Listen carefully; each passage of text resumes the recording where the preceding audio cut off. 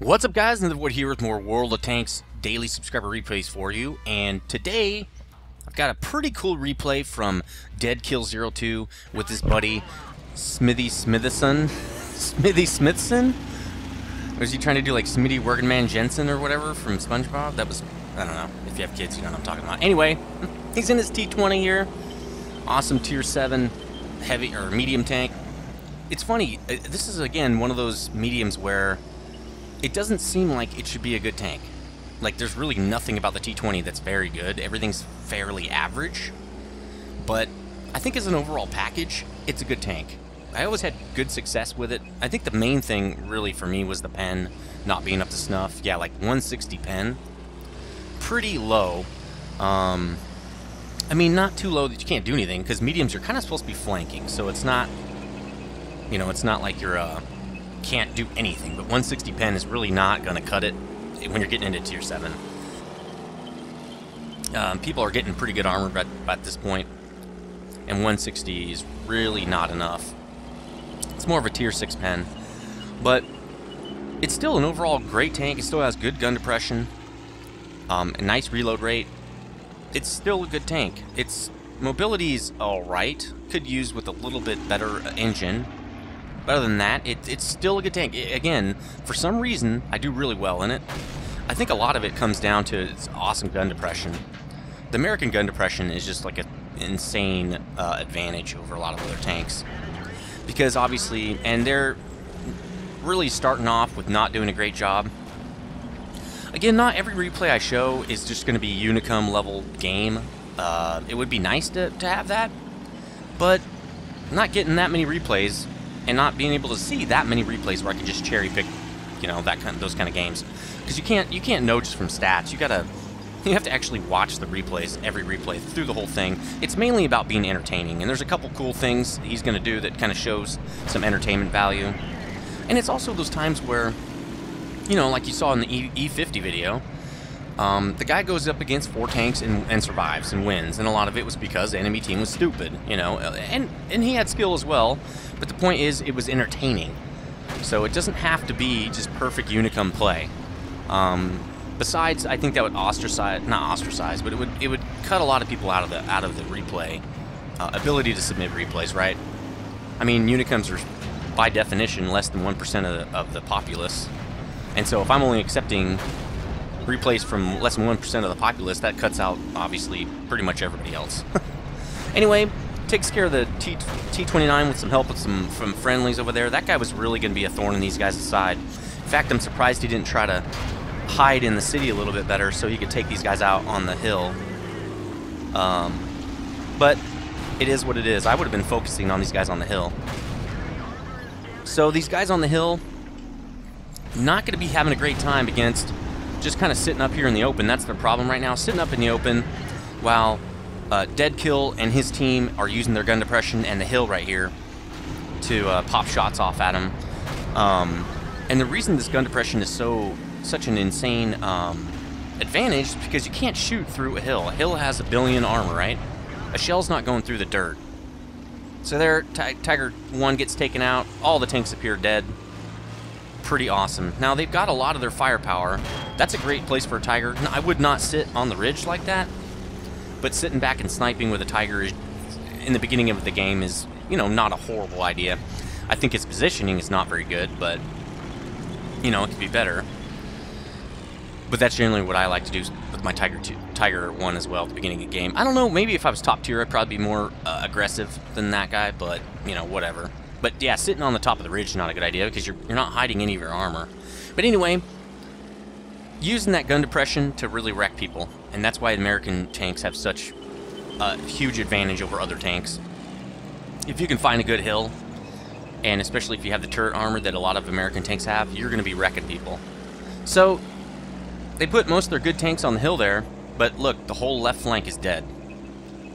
So at this point, there's just a T25/2, which he's not going to do anything. He's got a shit gun, and the Hummel, which I'm surprised the Hummel's not dead yet. IS here, again, maybe not. Oh, now he sees him, I think. What happens here? Is he trying to find him? He still doesn't know where the Hummel is. Interesting. And so T-29 takes out the T-25/2. So really it's just dead kill the Hummel, and they see the Hummel, they're shooting at him, which they miss. I don't see how that can happen. And boom! American gun depression in your face, buddy. That's right, it's how we roll, G. So, that guy's dead, but we got more guys over here. That Tiger 1, if you look at the mini-map, he's still there somewhere. Not sure where he is. So the enemy team at this point should just sweep this whole side. Now, it looks like they're noticing that the hill, the Dead Kill's friendlies have taken that hill, or pushing over the tracks and pushing on their base.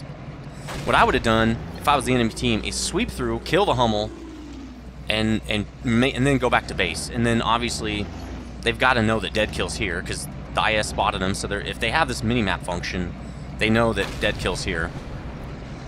For some reason that shell firing super slow. Dead Kill shot seemingly way ahead. But see that American gun depression? He's barely got his turret sticking out, barely. Now the T-20 turret is a piece of garbage. I mean, it's not going to stop any shells, especially not from a T-29 or a Tiger. But the gun depression lets him keep most of his tank behind the hill, which means he's a very, very small target. The T-29 might have a hard time shooting at him. That Tiger is going to wreck him, though. That has amazing accuracy. I don't know what he's doing here. Shoot at the Tiger, dude. See that Tiger in front of you? Yeah, that guy.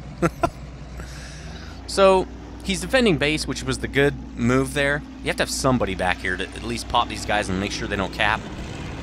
But those guys should not have run back to base like that. They should have cleared out what they had. They were already over here. Those those heavies are super, super slow. You know, and don't just leave a guy back here, a Hummel and a T-20 back here to shoot you in the back. You know, that's why he's gotten all this damage on these guys. Well, some damage anyway. So, looks like it's still an even game. Friendlies are moving into the cap, it looks like, which I don't think is a good idea.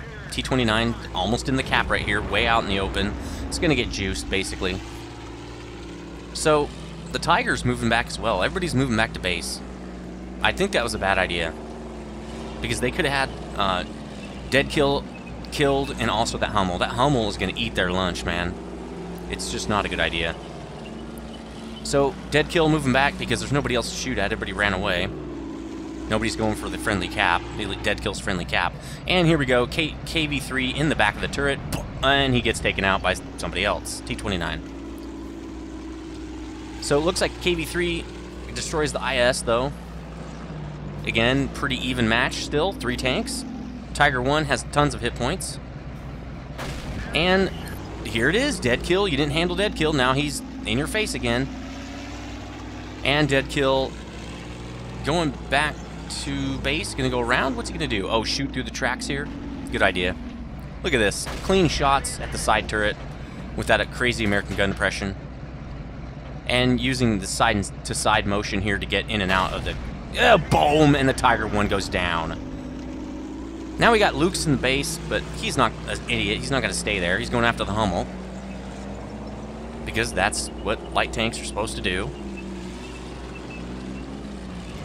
So, this is going to be a no-brainer. I'm sure the Lukes should be able to take him out, no problem. That's kind of what they're supposed to do. Yeah, here we go.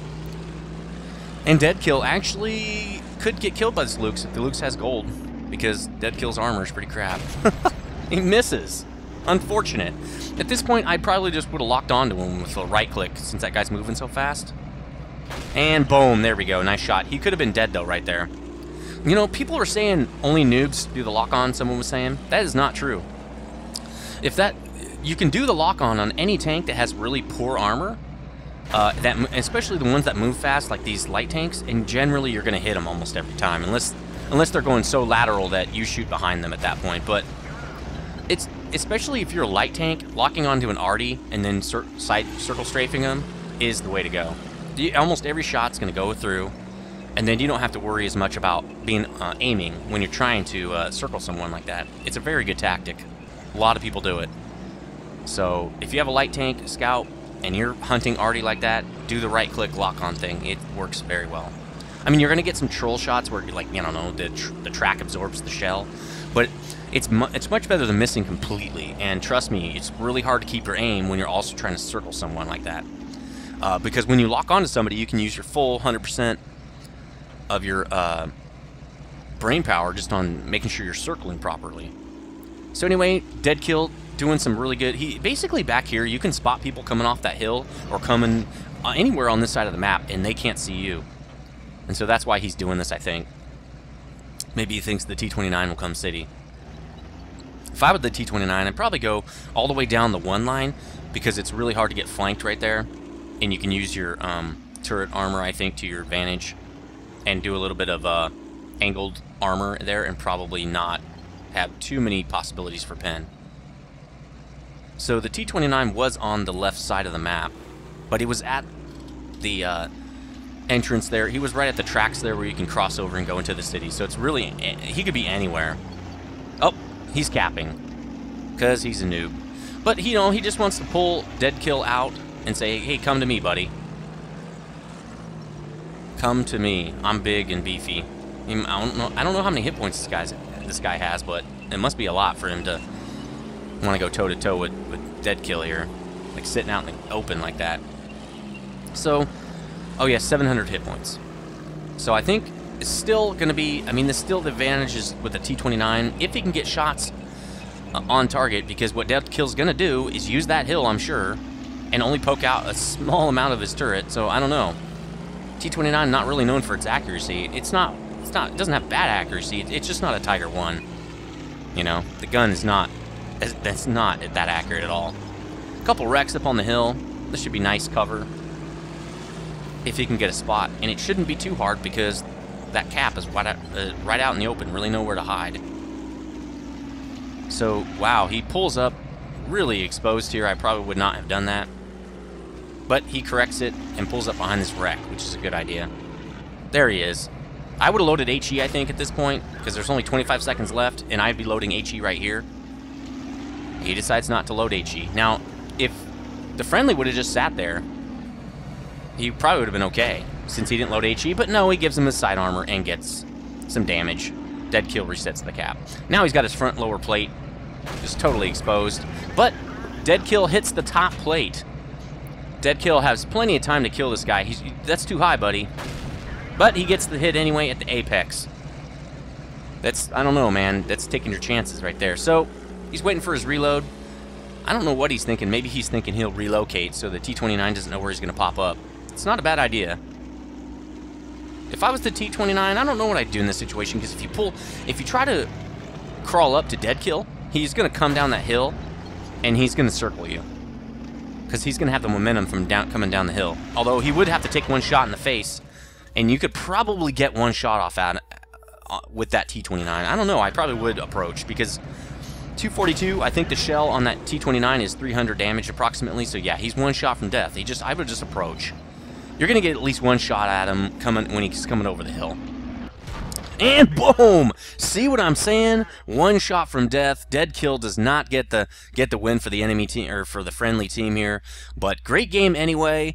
He did a really good job still. He got 4,700 damage, 5 kills, and the T-20 is a badass tank, and you really have to use that gun depression. I think that's probably the biggest advantage this thing has, because all the other stats are very average, or even a little bit below average. But anyway, great game by Deadkill. Please keep sending replays in to dgnetsubmissions@gmail.com, and I will see you guys next time. Stay frosty.